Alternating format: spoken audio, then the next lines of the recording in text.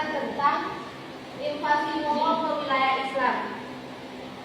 Sebelum kita masuk ke pembahasan, kita harus mengetahui apa itu bangsa Mongol. Bangsa Mongol itu adalah bangsa nomaden. Bangsa yang nomaden. Nomaden itu ialah ia hidup berpindah-pindah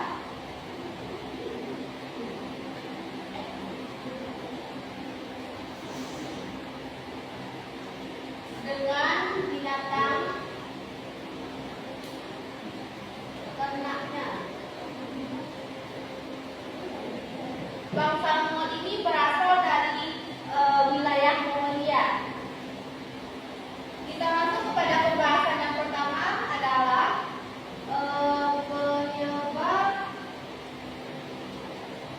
penyebab serangan Mongol ke wilayah Islam. Yang pertama, ekspansi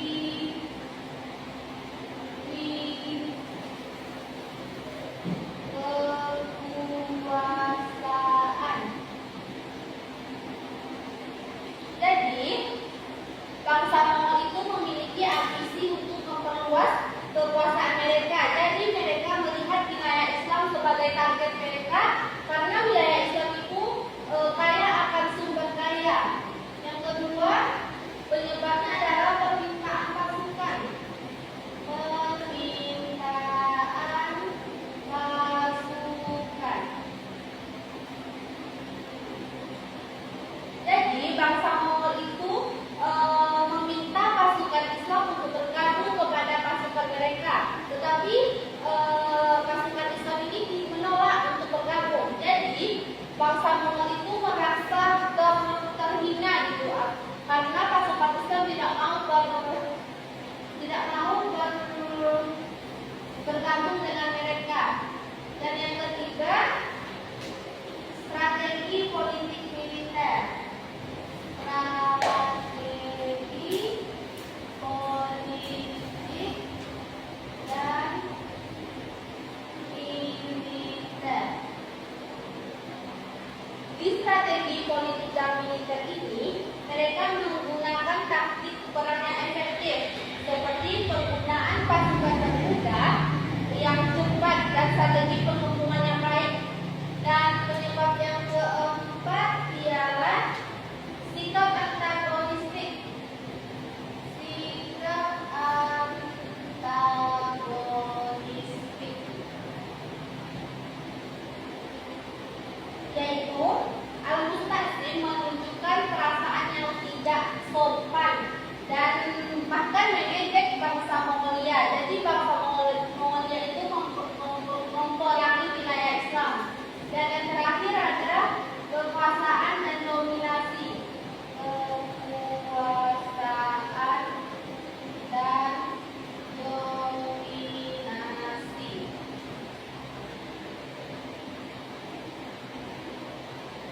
Mongol ingin menunjukkan kekuasaannya atas wilayah Mongol sebagai pusat kekuasaan Islam pada saat itu. Pusat kekuasaan Islam pada saat itu adalah Abbasiyah.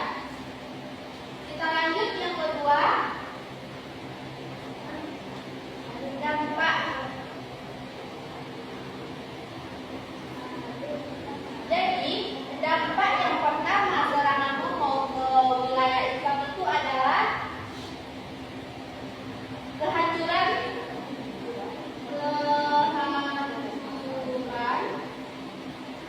pusat peradaban Islam. Pusat peradaban Islam. Jadi serangan Mongol terhadap wilayah Islam itu membuat kehancuran pusat peradaban Islam, yaitu kota Baghdad. Dan yang kedua dampaknya kemunduran ilmu pengetahuan dan ekonomi. Kemunduran ilmu pengetahuan dan ekonomi.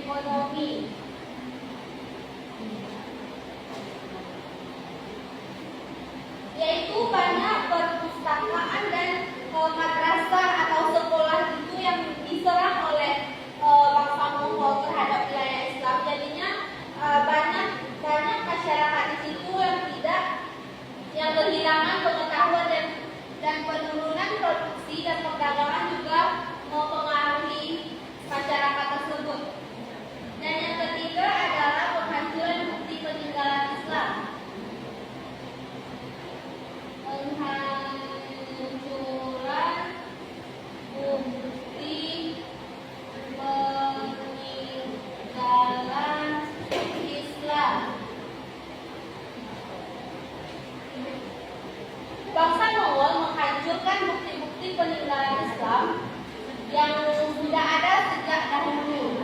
Dan yang terakhir adalah munculnya dinasti Mongol. Munculnya dinasti Mongol. Dan kita lanjut, yang ketiga adalah kekalahan Mongol di Ain Jalut.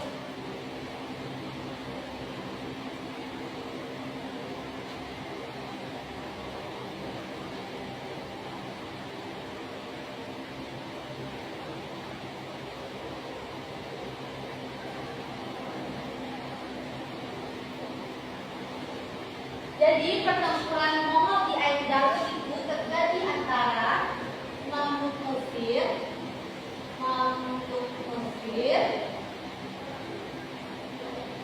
dengan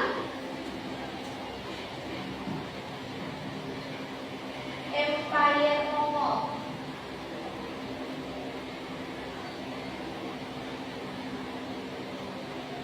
Akibat dari kekalahan ini, yang pertama adalah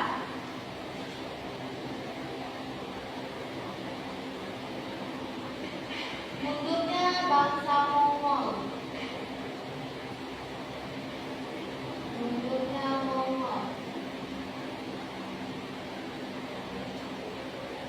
Mongol mengundurkan diri dari Levan dan menyerahkan wilayah yang didudukinya. Dan yang kedua, perubahan dinasti.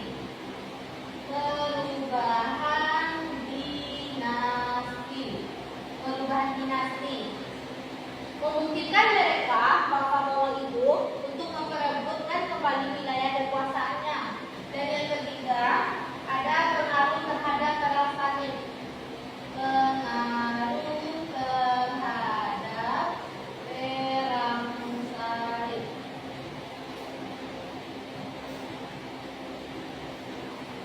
Memungkinkan Mamluk untuk merebut kembali wilayah diduduki oleh perang salib. Dan yang terakhir yaitu kontribusi serangan Mongol itu terhadap wilayah Islam. Yang pertama itu adalah penyebaran Islam. Kontribusi yang pertama, penyebaran Islam. Penyebaran Islam. Penyebaran Islam. Banyak dari bangsa Mongol itu yang akhirnya memeluk agama Islam. Dan yang kedua, kontribusi yang kedua, perkembangan seni dan arsitektur. Perkembangan seni dan arsitektur. Dalam perkembangan seni dan arsitektur ini, bangsa Mongol itu banyak membangun masjid, sekolah, dan pusat-pusat lainnya. Dan yang ketiga, ada pengembangan sistem administrasi. Pengembangan sistem administrasi. Mereka memperkenalkan sistem administrasi yang efisien, yang baik menurut mereka. Dan yang keempat yaitu perdagangan dan ekonomi. Perdagangan dan ekonomi. Perdagangan ekonomi.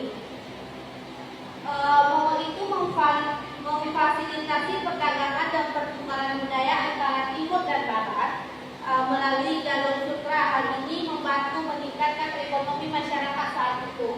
Dan yang terakhir, pengaruh budaya. Pengaruh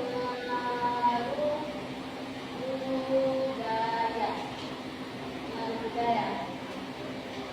Yaitu dalam bidang sastra, contohnya dalam bidang sastra, musik, atau seni lainnya. hanya itu yang dapat saya sampaikan.